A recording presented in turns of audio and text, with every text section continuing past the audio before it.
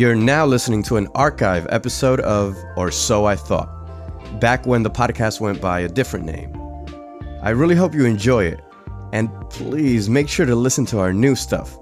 So, after you're done here, just scroll up, pick a new episode, and press play.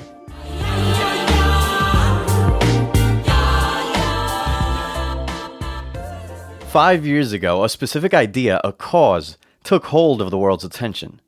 Many trace it back to Spain, while others say it had been brewing independently in different places. That cause was the Occupy movement, more specifically, Occupy Wall Street here in America. For more than 3 months, protesters camped out in a park, hoping to create some change in what they called a corrupt financial system. The movement kept growing and gaining supporters, and it became the media's sweetheart. Well, maybe sweetheart isn't the right analogy, more like slutty neighbor that the town loves to gossip about. But how did the movement create all of this word of mouth? What about it made it grow so quickly and passionately? And how can we as entrepreneurs, as creators and artists, use this to help our work attract more attention? That's what we'll look at during this episode. We'll put aside any judgment on whether the Occupy Wall Street movement was good or bad. Instead, we'll just focus on the phenomenon of how something spreads. It turns out that messages that go viral, they have many factors in common. Factors that we might be able to bake into our work for maximum advantage.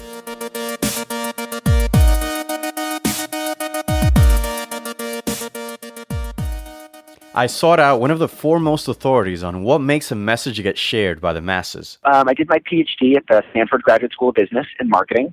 I've been professor at the Wharton School at the University of Pennsylvania for the past, 8 or 9 years. I'm a tenured faculty member there in the marketing department. I do research on word of mouth, social influence, and why products, ideas, and behaviors catch on. That's Jonah Berger. He has written a best-selling book called Contagious, Why Things Catch On. And in the book, Jonah calls out specific ingredients that make things become popular. For people like us, creators, business folk, and connectors, it's pretty evident that our success or failure depends on how well we can spread our ideas. The ingredients that helped Occupy Wall Street get media attention are the same ingredients that will help our startup business gain attention from possible customers, and are also the same ingredients that will get buy-in for our new initiative within our company. Too often we think so much about the messenger and not enough about the message.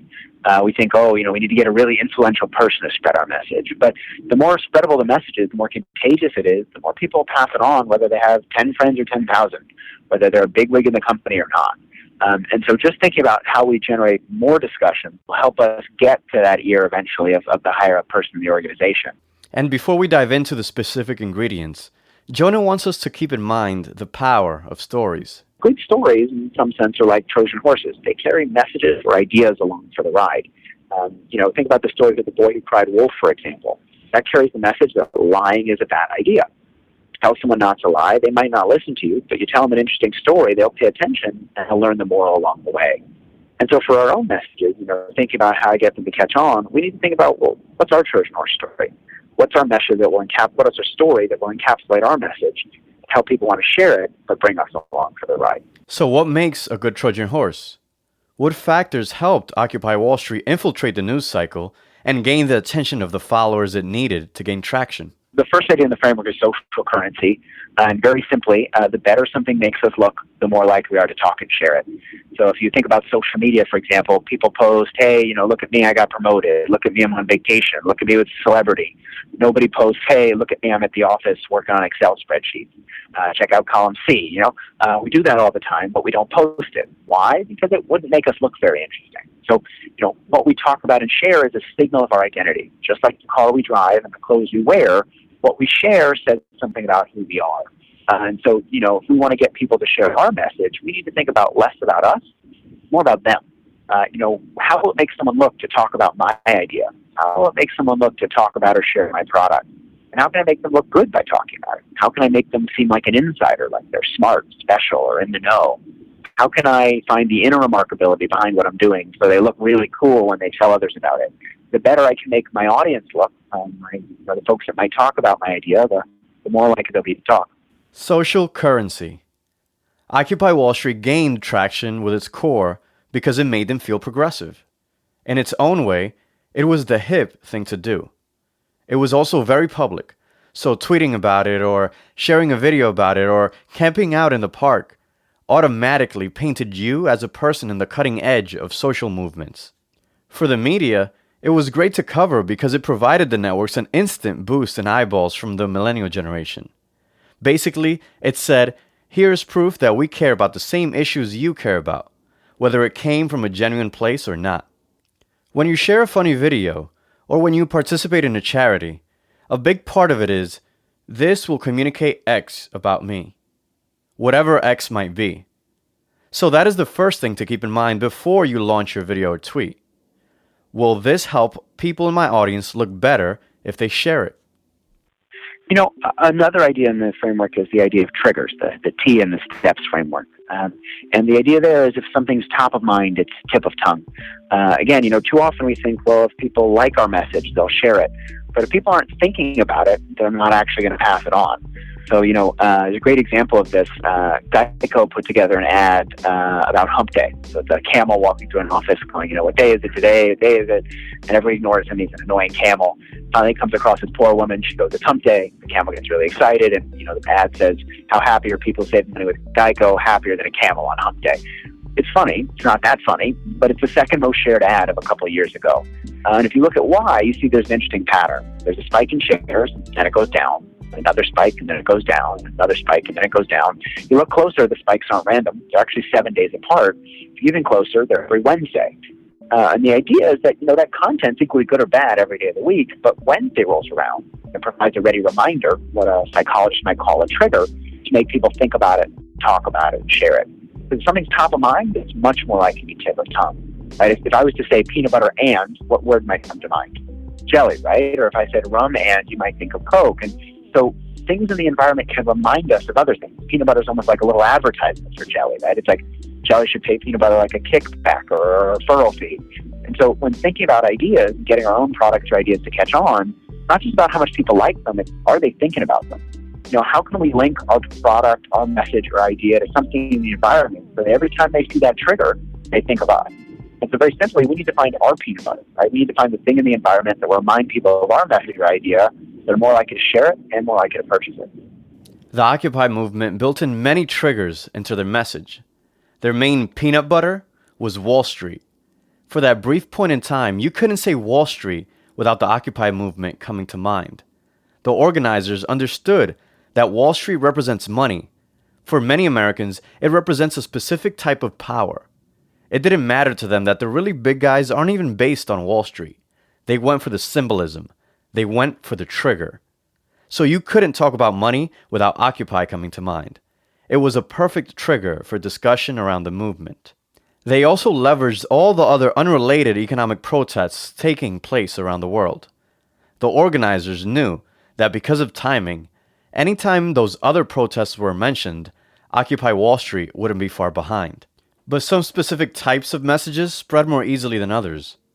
Just take a quick look at your Facebook wall to notice this. I think when people look at online content, they tend to think that humor drives sharing. They look at YouTube, there's lots of funny videos, so people share things because they're funny.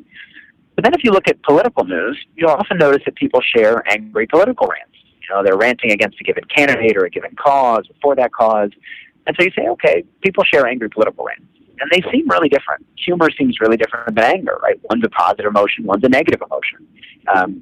One's something people are positive about, one's something people are annoyed about.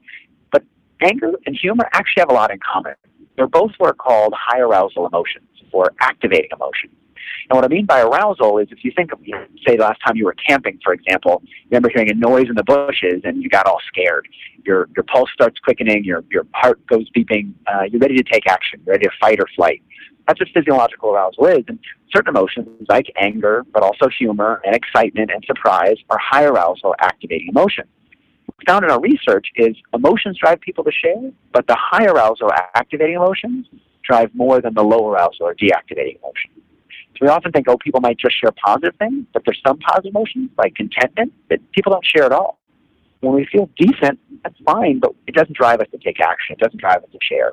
And so these high arousal emotions, they fire us up, they ready us to take action, and sharing is an action, so we're more likely to pass something on. So the better messages leverage high arousal emotions.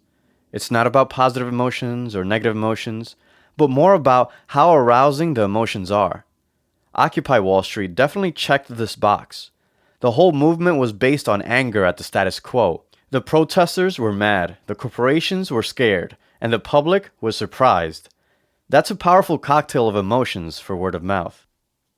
Now, to recap a bit, all ideas that become contagious share some factors. One of them is social currency. When someone stands to look cool or intelligent or powerful from sharing something, they will gladly share it.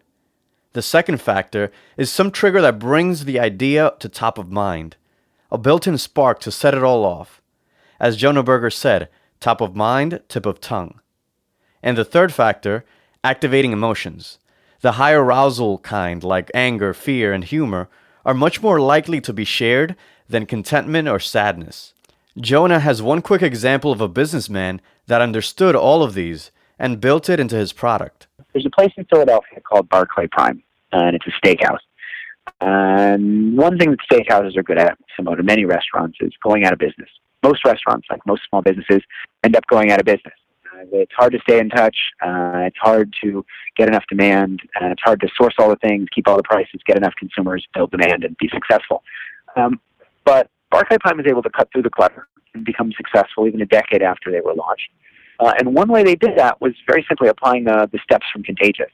They're a steakhouse. They're an interesting steakhouse, not just a normal run-of-the-mill place. They wanted to show people how interesting they are. So they came up with a product that's different from what most steakhouses offer. They came out with a $100 cheesesteak. Now, it's a pretty decadent cheesesteak. It's got lobster, it's got Kobe beef, it's got truffles on top sometimes. Sometimes it comes with a little bit of foie gras. Often it comes with a half bottle of champagne. But it's not just a decadent cheesesteak. It's also a cheesesteak. It's also a great word-of-mouth generator. People love to talk about the $100 cheesesteak, whether they eat it or not, whether they've ordered it or not, or whether they've even been to Barclay Prime or not. They talk about it for a couple reasons. One, it's remarkable. Talking about it makes them look smart, special, in the know, like we talked about with social currency. Second, they're triggered to think about it. It comes up often because people in Philly love thinking about cheesesteak.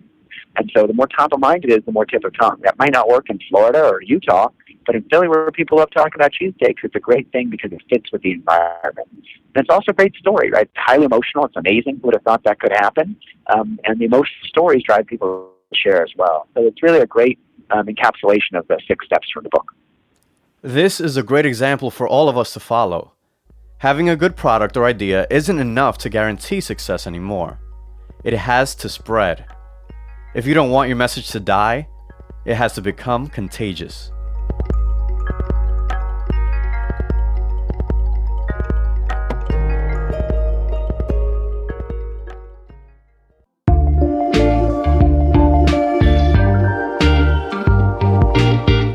Wits About You is supported by FreshBooks. Here's the thing. I can spend hours and hours producing podcasts, but when it comes to invoicing, I can't bear to do it for more than a minute. With FreshBooks, it only takes me 30 seconds to create a professional-looking invoice, so I can get back to doing what I love to do, podcasting. FreshBooks even gives your clients tons of ways to pay online by card, so no waiting for the proverbial check in the mail. Go to freshbooks.com/wits to get a free 30-day trial. That's freshbooks.com/WITS. And write Wits About You in the How Did You Hear About Us section.